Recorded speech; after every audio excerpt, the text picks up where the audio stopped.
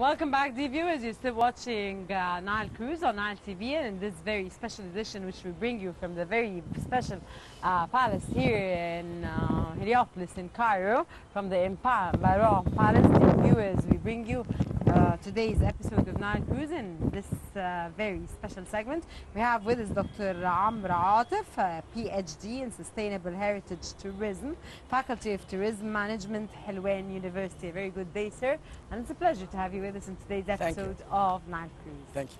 Hello, sir, and let's start first by Egypt was chosen as one of the top tourist destinations. From your own point of view, how does promote tourism?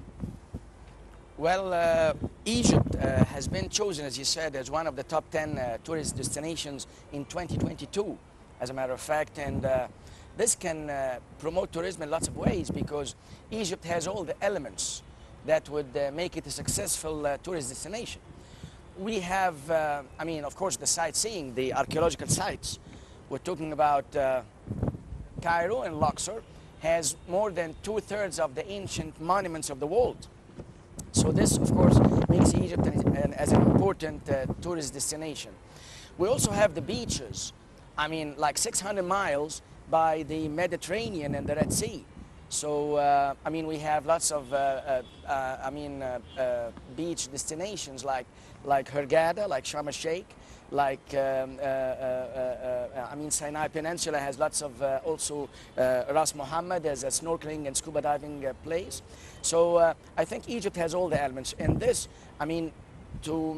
Egypt to be chosen as one of the top 10 destinations, we can actually use that in promoting Egypt. And some actually travel agencies in the US, for instance, Egypt is chosen as one of the top 2 destinations, you know, so lots of people want to come and visit the country.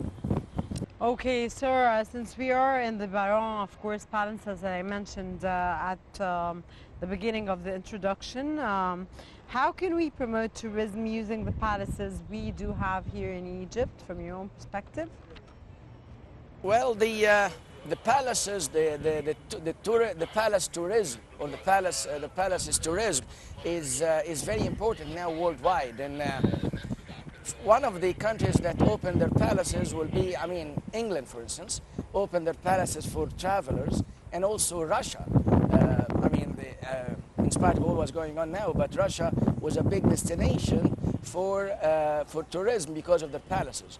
So I think we do have a wealth of palaces, more than 27 royal palaces in Egypt, now presidential palaces now, and the government has been doing very good steps to promote that. They opened the Abdin Palace for the visitors, and they opened the Ubba Palace and the Abdin Museum Palace, and the feedback that we get from the travelers all the time is very positive. Visiting those palaces. So we can work on that more, and we can open more palaces, and that will encourage more people to come and see the palaces. People like to see the new things. I mean, of course, we have the pyramids, and we have all the sites in Luxor and Aswan, but also new things to be opened attracts the eyes and the vision of the travelers. So they want to come and see it. So I think that would be a plus. Okay, sir, sorry, Dina, to interrupt you. Sir, how do you see the, of course, Russian-Ukraine crisis that's taking place now, and the influence of this on tourism in Egypt, especially that we target Russian tourists here in Egypt? Well, that's a surprising question, if I can say. But anyways, the Russian-Ukraine conflict, well, so far, by the way, it did not affect Egypt as a market destination, as a tourist market destination. I mean, we don't have cancellations, or I would say full cancellations. Maybe the number of travelers who came here decreased.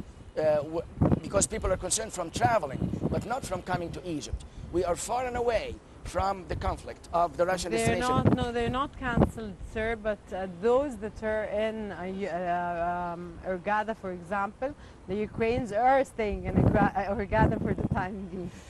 Yes, that's true, and I was trying to be positive as much as I can, but anyways, it did affect, of course, the Russian market, if you're talking about the Russian market, but I'm talking about the American market, I'm talking about the European market. It did not affect the European market or the American market. Anyways, if we're talking about the Russian and Ukraine market, for sure, I mean, it's not only in Egypt, they're not going to travel when their country is in a war. And with all what's happening and people are draining funds and not dealing with the Russian banks, and I hear news every day about Russia and stuff.